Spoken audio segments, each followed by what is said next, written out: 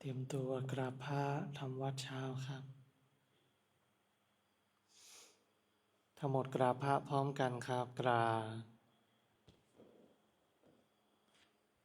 กราบร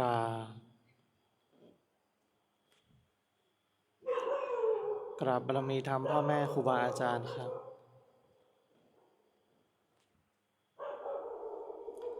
ทั้งหมดกล่าวคำบูชาพระรัตนตรัยพร้อมกันอิมินา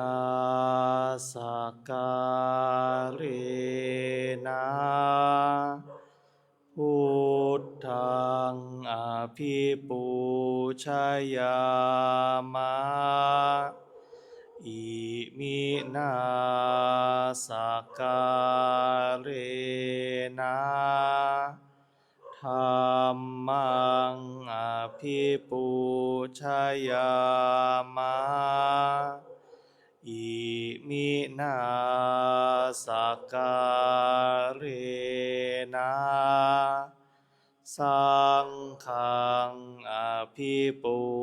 ชยามะอะระหังสัมมาสัมพุทโธภควาพุทธังภวันตังอภิวาเทมิสวากขาโตภควตาธัมโมธัมมังนามัสสามิสุปฏิปันโนภควโตสาวกสังโฆสังฆังนะมหามิหันธรรมยังพุทธัสสะภะคะวะโตปุพพภาคณมะการังกโรมาเซนะโมตัสสะภะคะวะโตอะระหะโตสัมมาสัมพุทธัสสะนะโมตัสสะภะคะวะโตอะระหะโตสัมมาสัมพุทธัสสะนะโมตัสสะภะคะวะโตอะระหะโตสัมมาสัมพุทธัสสะพุทธังสารนังคัจฉามิธัมมังสารนังคัจฉามิสังฆังสารนังคัจฉามิทุติยมปิพุทธังสารนังคัจฉามิทุติยมปิธัมมังสารนังคัจฉามิทุติยมปิสังฆังสารนังคัจฉามิตาติยมปิพุทธังสารนังคัจฉามิตาติยมปิธัมมังสารนังคัจฉามิตาติยมปิสังฆังสารนังคัจฉามิเปิดหนังสือหน้าที่9อิติปิโสภะคะวาเพราะเหตุอย่างนี้พระผู้มีพระภาคเจ้านั้นอระหังเป็นผู้ไกลจากกิเลสสัมมาสัมพุทโธ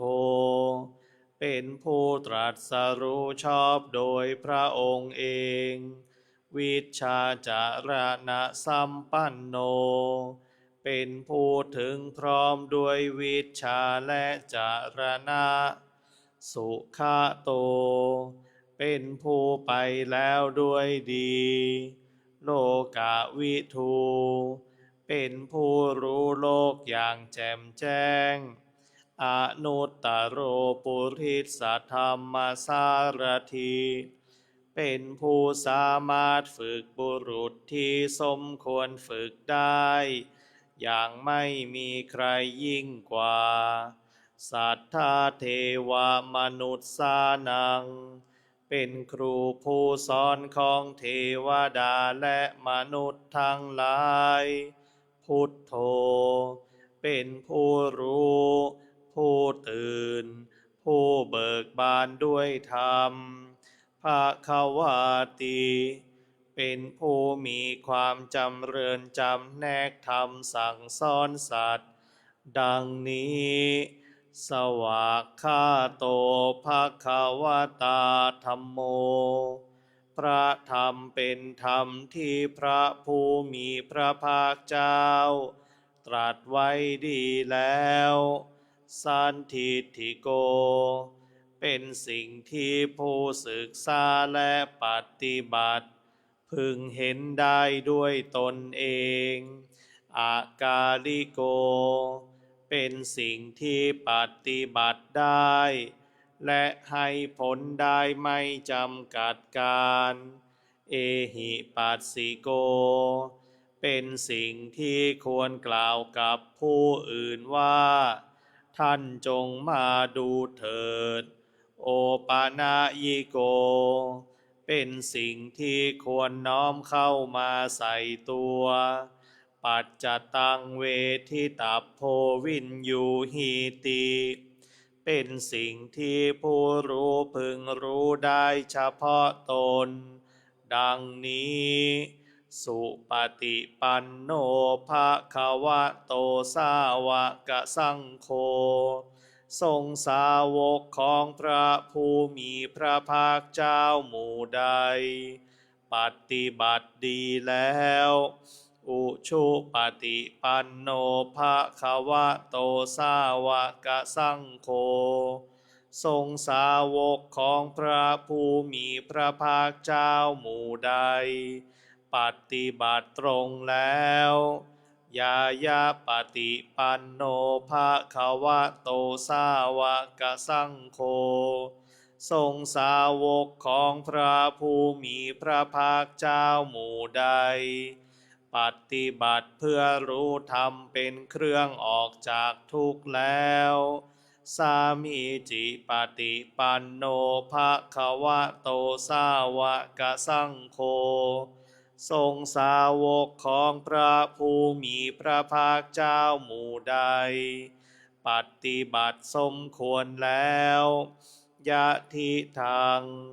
ได้แก่บุคคลเหล่านี้คือ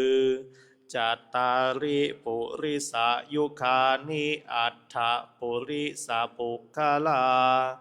คู่แห่งบุรุษสี่คู่นับเรียงตัวได้8บุรุษเอสะภะคะวะโตสาวกสังโฆ